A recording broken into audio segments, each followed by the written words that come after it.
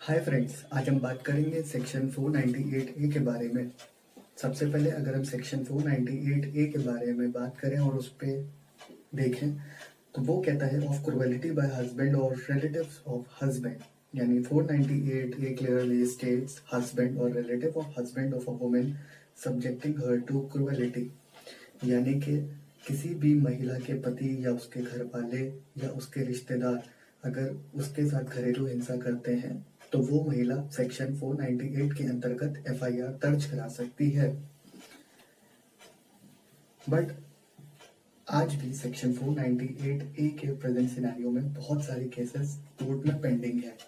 But एक तरह से अगर सेक्शन 498 ए का प्रेजेंट सिनेरियो देखा जाए तो उसका बहुत ज़्यादा दुरुपयोग भी हो रहा है, जिसमें दुरुपयोग इस प्रकार हो रहा है जैसे महिला के ऊपर घरेलू हिंसा होती है तो वो पति के साथ साथ उन रिश्तेदारों उन घर वालों को भी एफआईआर में नामजद करा देती है जिसका उस मैटर से कोई लेना देना ही नहीं है या उससे कोई संबंध नहीं है। एग्जाम्पल ले ले तो अगर किसी भी महिला के पति की बहन यानी कि उसकी सिस्टर इन लॉ अगर अपने ससुराल वालों के साथ अलग रह रही है और वो महिला उसको एफआईआर में नामजद करा देती है तो ये एक तरह से उसकी जो सिस्टर इन लॉ है उसके खिलाफ साजिश हुई और मेंटल और फिजिकल हैरेसमेंट दोनों हुआ।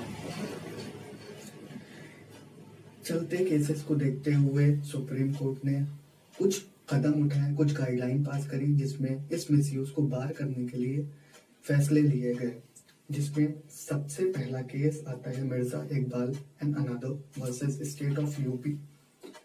इस केस पे मेरे पास एक कॉपी है इस केस की, आप इसको इजीली अवेलेबल करा सकते हैं।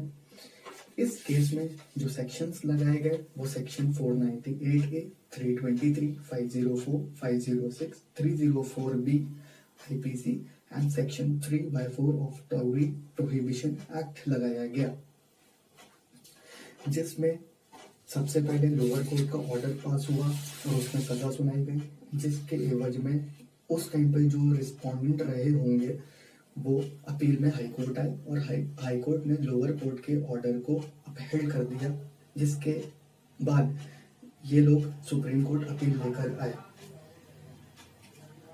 जिसमें एलिगेशन थे कि सॉल्वेनाइजेशन ऑफ मैरिज के बाद जब मैरिज हो गई तो उसके लड़की के ससुराल वालों ने उससे 10 लाख रुपए कैश और एक 4 व्हीलर कार मांगी और मांग ना पूरी होने पर उन्होंने लड़की को मार दिया। और इसमें सारे लोगों को एक्यूज बनाया गया जो कि उनके हस्बैंड थे, ब्रदर इन लॉ थे, सिस्टर इन लॉ थी, मदर इन लॉ थी। जब ये बात सुप्रीम कोर्ट तक पहुंची तो वरिष्ठ अधिवक्ता जो एपेलेंट के साइड से थी उन्होंने आर्ग्यू किया एलिबाई को लेकर, जिसमें उस महिला के जो ब्रदर इन लॉ थे वो आईसीआईसीआई बैंक में कैशियर का काम कर रहे थे और इंसिडेंट के टाइम पर वो खलीलाबाद में थे और इस बात को रखा और जो माता थी यानी कि मदर इन लॉ थी वो उस टाइम पे अपने बेटे के साथ खलीलाबाद में ही रह रही थी। जब एलिबाई प्रूव हुई तो सुप्रीम कोर्ट ने चार्जशीट और एफआईआर को दोनों को क्वैश कर दिया। इसी केस में जो केस की मैं बात कर रहा हूँ Mirza Iqbal versus state of UP में, इसमें एक केस का रेफरेंस दे रखा हुआ है Geeta Mehrotra versus state of UP, आप इसको भी इजीली अवेलेबल करा सकते हैं। और इसमें बहुत अहम बात कही गई जो कि सुप्रीम कोर्ट ने कही। सुप्रीम कोर्ट ने बोला कि अगर कोई भी इंसान अगर किसी भी इंसान के खिलाफ एफआईआर कराए तो वो हर इंसान का जिसके खिलाफ वो एफआईआर करा रहा है उसका स्पेसिफिक रोल बताएगा कि उसने उसके साथ क्या किया। अगर ऐसा नहीं होता है तो एफआईआर फ्रिवलेस मानी जाएगी और उसको क्वैश कर दिया जाएगा। मेरे पास दोनों केस के रेफरेंस हैं, आप इसको इजीली अवेलेबल कर सकते हैं। पहला है Mirza Iqbal and another versus state of UP, ये 2021 का जजमेंट है, और दूसरा है Geeta Mehrotra versus state of UP. आप इसको अवेलेबल करें एंड आई होप आपके लिए ये जानकारी महत्वपूर्ण रही। Thank you for listening to me patiently. धन्यवाद।